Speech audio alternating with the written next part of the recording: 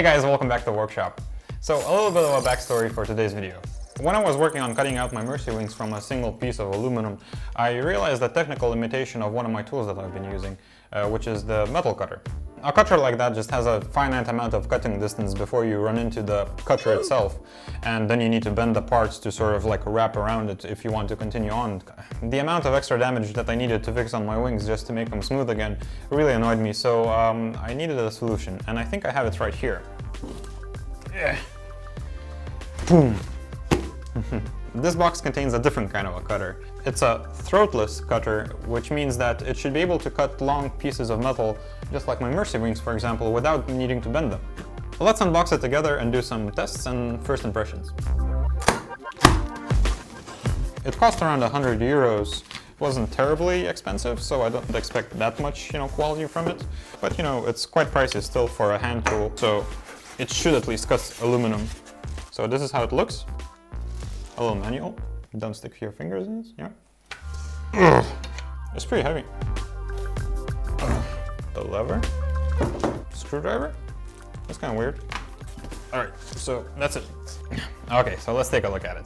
So the beauty and the magic of this design is this swooping piece right here, the part that's connecting the upper jaw and the lower jaw together.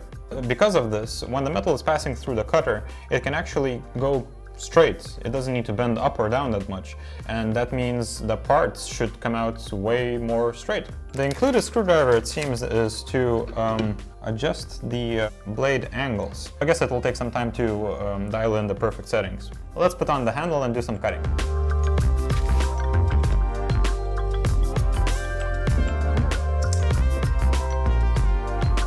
I've noticed that there's some free play in the handle, so I tightened up the bolts a little bit. I got a beat up piece of aluminum, that's kind of a scrap piece.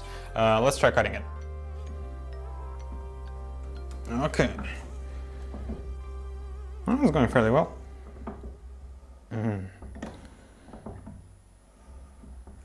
Okay, and now we're beyond what the old cutter could do. Oh wow, okay. We can cut a pretty good curve.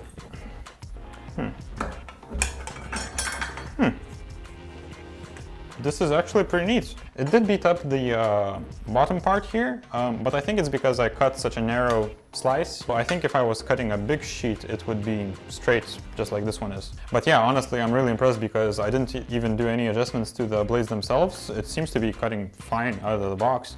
And I'm really impressed how little, damage there is on the main piece right here, because a lot of parts that I've been cutting with the old cutter, they had some micro scratches, so I still needed to sand some. I think I'm gonna go ahead and try to cut some more curves on this piece, mostly because I'm not used to having so much control over the blade, and I just want to see how tight of a turn I can make with this one.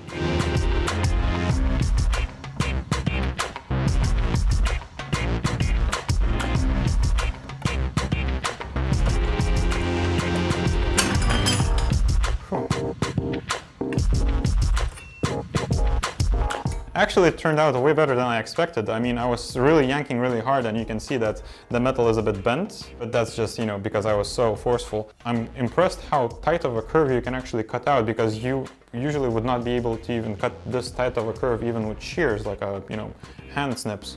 For comparison's sake, I really want to try to replicate this kind of a cut on my old cutter, just to show you guys how much more of a better tool this one is.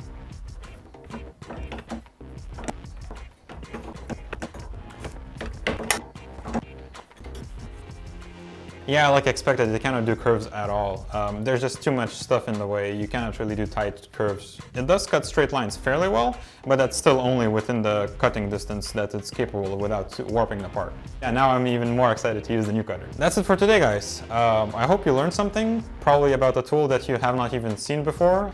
Maybe got some insights about what kind of problems you face when you work with metal. And yeah, thank you for watching. And one more thing, I think a cool tool like this deserves a name, so maybe let me know in the comments down below what's your suggestion, what I should name this guy. In any case, see you next time.